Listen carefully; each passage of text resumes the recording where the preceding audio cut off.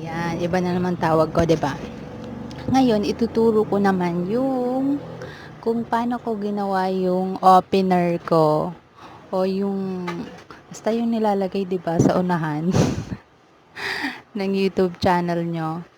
Tapos, pwede rin gumawa doon nung pang ending. Tapos, ang pinaka gusto kong ituro yung sa subscribe button. Ayun, kasi may mga nagtatanong na naman sa akin kung paano daw gawin yon. So, ngayon, ituturo ko siya. Pero iba yung apps na ginamit ko talaga. Kasi yung ginagamit kong phone na isa, wala siya nung kadalasan na ginagamit na apps na yung tinatawag nila ng Kenny Master. Hindi kasi ako gumagamit to. So, ngayon, may iba akong apps na ginamit. Nakakaiba talaga siya. Sobra. Iba siya sa... Ayan. Ayan yung napila kong pictures. Ayan. Ayan, ginamit ko talaga.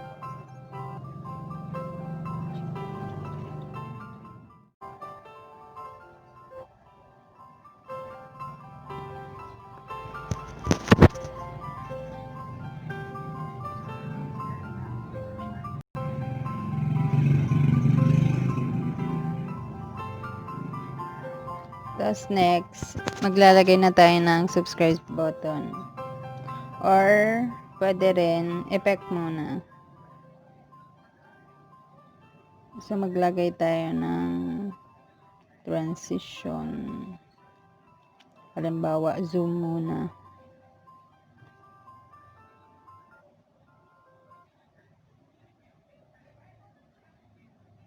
Zoom. Ayan.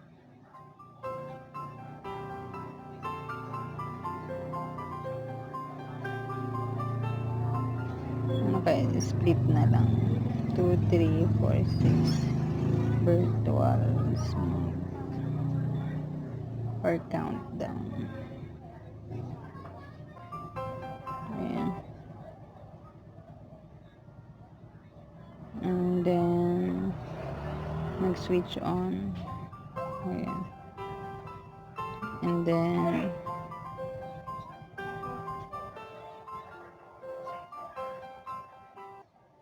ayan, hindi ko na siya inayos ng ayos na ayos talaga. Circle na lang. Ayan. Ayan. Ganyan na lang. Tapos save. And then maglalagay na tayong text.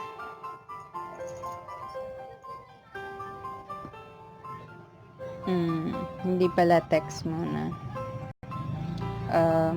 Stickers. Oh my God. Tapos isi-search nyo dito yung subscribe button. Ayan. Diba nagsilabasan na sila. So, ito yung ginamit ko nun. Ayan. Tapos, palagay natin siya. Bawa dito natin lagay. Okay, i-form natin siya ng ganito. Ito. Oops, na sobra naman. Lagay natin siya dito sa baba. Medyo tabingi siya. Ayusin natin. Pwede na yun. Ayan. Tapos, ba gusto mo palagyan pa. Thank you for watching. Pero ito, hindi na to magandang ilagay kasi sa dulo na to pwede. Or baguhin natin kasi sa dulo yung nilalagay. Sticker. Lagyan natin ng heart. Tapan natin to. Ayan. Maglagay pa tayo. Pwede rin naman ano eh.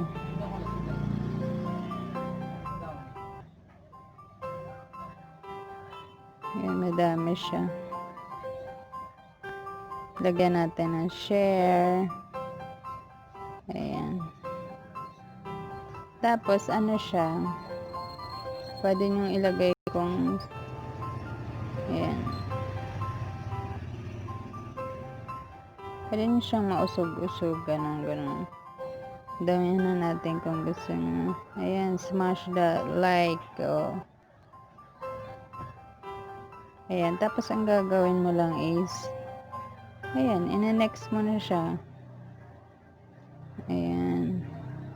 Tapos, ang gagawin mo, maglagay ka na dyan, ganyan. Subscribe, like that. At tapos, ina-next mo na siya.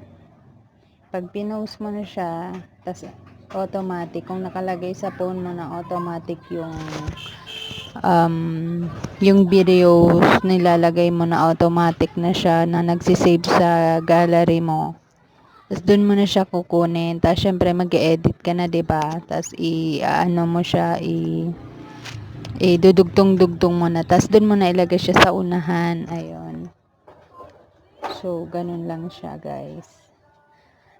Ewan ko, basta nakatulong to sa akin kasi wala nga akong ibang mapaggawa ng ganito.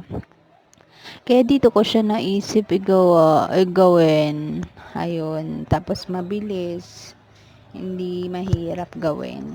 Ganon lang. Kailangan mo lang ng pictures and everything na kailangan mo para doon. Ayun. And then, sakadali, yung apps na ginagamit ko, yung hindi pa lang siya matagal na lumabas. Tapos dun ko siya ginawa. Pero, ano lang kayo dun sa, tawag nito, yung sa song na pipiliin nyo, maging ano lang kayo sa pagpili ng kanta kasi baka makapiright nyo or makapiright claim, ganon. Baka magkaroon pa ng ano, medyo ano lang, kailangan lang pumili ka nung ano ba, yung pwedeng hindi, ano, kahit hindi sikat na tunog, tapos yun, para hindi ka makapiright nga. Kasi mahirap pag nakaka-copyright. Tapos may notification sa'yo na may lalabas na copyright claim. Tapos kailangan mong palitan yung song. Ayun. Kailangan, yun lang. Dun lang yun siya. Kailangan mong ayusin. Yung kailangan maging mapili ka sa kanta na ilalagay mo. Or pwede naman boses mo na lang, 'di ba? Pero ako nakakuha kasi ako na timing ko lang yun. Yun, ganun lang siya. And, ayun, sana may natutunan kayong bago.